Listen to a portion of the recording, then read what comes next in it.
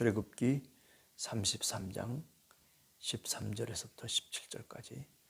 내가 참으로 주의 목전에 은총을 입어 싸우면 원하건대 주의 길을 내게 보이사 내게 주를 알리시고 나로 주의 목전에 은총을 입게 하시며 이 족속을 주의 백성으로 여기소서. 여호와께서 이르시되 내가 친히 가리라. 내가 너를 쉬게 하리라. 모세가 여호와께 아뢰되 주께서 친히 가지 아니하시거든 우리를 이곳에서 올려 보내지 마옵소서. 나와 주의 백성이 주의 목전에 은총 입은 줄을 무엇으로 알리이까? 주께서 우리와 함께 하심으로 나와 주의 백성을 천하 만민 중에 구별하심이 아니니까. 여호와께서 모세에게 이르시되 네가 말하는 이 일도 내가 하리니 너는 내 목전에 은총을 입었고 내가 이름으로도 너를 알미니라. 아멘. 모세가 간절하게 하나님께 기도하는 기도의 장면이죠. 사실 32장에 보면 모세가 시내산에 올라가서 율법을 받아가지고 내려오게 되는, 내려와서 보니 아론을 비롯해서 이스라엘 족속이 황금 송아지를 만들고 이게 야훼다, 이게 우리를 인도했던 신이다, 우상 숭배를 넘어서서 그야말로 하나님 앞에 반역을 하고 있는 그런 모습이 그려지고 있거든요. 하나님의 노여우심을 사게 되는 이스라엘 족속. 모세가 그럼에도 불구하고 하나님 앞에서 자신의 백성들을 위해서 자기를 겸손하게 낮추죠. 이 백성을 불쌍히 여겨달라고. 5절에 보면 이런 말씀이 있어요. 여호와께서 모세에게 이르시되 이스라엘 자손에게 이르라. 너희는 목이 곧은 백성인즉 내가 한순간이라도 너희 가운데에 이르면 너희를 진멸하리니. 그렇게 얘기를 하거든요. 그리고 너희 몸에 있는 모든 장신구들을 다 떼어버려라. 그걸 갖고서 뭘 만들었냐면 금부치를 만들고 그리고 금송아지를 만들고 그걸 가지고 우상을 만들고 거기에 절하는, 이게 하나님이라고 외쳐대는 그런 모습을 하나님이 가증스럽게 여기시는 거죠. 오늘 성경 말씀을 읽어보면 주님의 목전에서 땡깡을 부리는 거죠. 말하자면 어떤 땡깡입니까?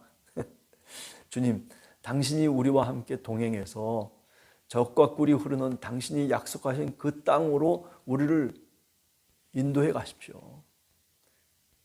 하나님이 하나님 되심이 뭡니까? 이스라엘 백성을 택하시고 나를 부르셔서 하나님이 이렇게 여기까지 오게 하신 목적이 뭡니까? 우리를 진멸하기 위해서가 아니지 않습니까? 우리와 함께 동행하셔서 우리가 은총을 입은 백성으로서 하나님이 약속하신 땅에 하나님이 들어가게 하셨다라고 그렇게 고백을 받기 원하고 그렇게 찬송받기를 원하시는 주님이 아니십니까? 나 이제 더 이상 어떻게 할 수 없습니다. 주님이 동행해 주십시오. 이 이스라엘 족속들 그렇습니다. 주님이 말씀하신 대로 목이 곧은 백성입니다. 그렇기 때문에 주님이 함께하지 아니하시면, 주님이 친히 우리와 동행하지 아니하시면 어떻게 올라가겠습니까? 라고 땡깡을 부리는 거죠. 나 이제 못하겠습니다 라고 하는 그런 얘기입니다. 자, 그럴 때 14절에 여호와 하나님께서 아주 멋지신 말씀을 하십니다. 내가 친히 가리라. 내가 너를 쉬게 하리라. 어디서 많이 들어본 음성 아니겠습니까? 그죠? 우리가 마태복음 11장 27절 이하에 보면 수고하고 무거운 짐진 자들아 다 내게로 오라. 내가 너희를 어떻게 하리라? 쉬게 하리라. 모세를 향해서, 모세가 이스라엘의 우두머리니까 이스라엘 족속을 향해서 말씀하시는 말씀이라 이렇게 이해해도 과언이 아닐 거라 생각됩니다. 내가 너희를 쉬게 하리라. 내가 친히 가리라. 내가 너를 쉬게 하리라.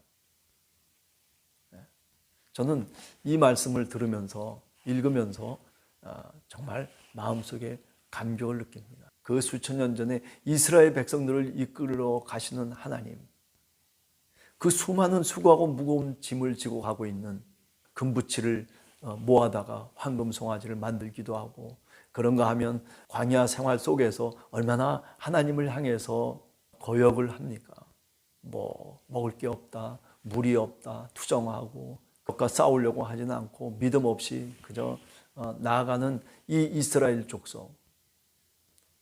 하나님이 생각하실 때에도 이 선택받은 이 족속을 진멸하고 싶은 생각이 왜 없겠습니까? 성경 속에 수차례에 걸쳐서 그런 말씀을 하고 그렇게 하려고 하지만은, 그러나 결국 하나님은 우리를 사랑하시고 있다는 거죠.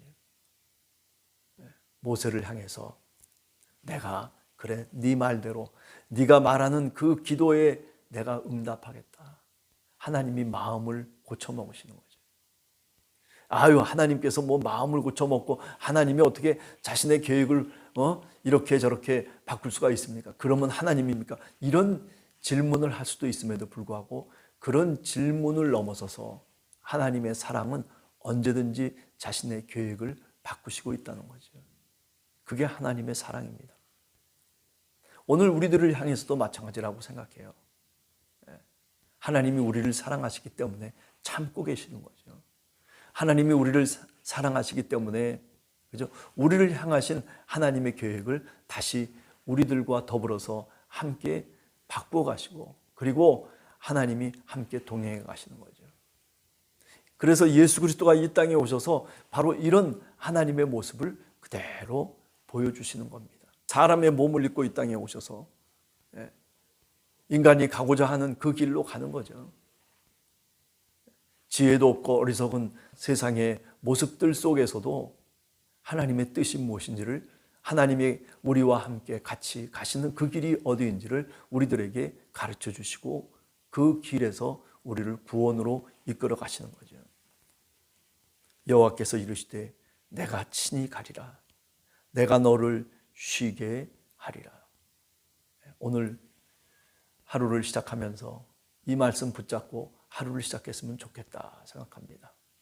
내가 너와 함께 같이 가겠다. 내가 너를 쉬게 하리라. 주님을 따라 가는 삶, 주님과 함께 동행하는 삶, 그 삶 속에 이렇게 쉼이 있는 줄로 믿습니다. 내 힘으로만 살아가려고 하다 보면 쉽게 지치죠. 쉽게 낭망합니다.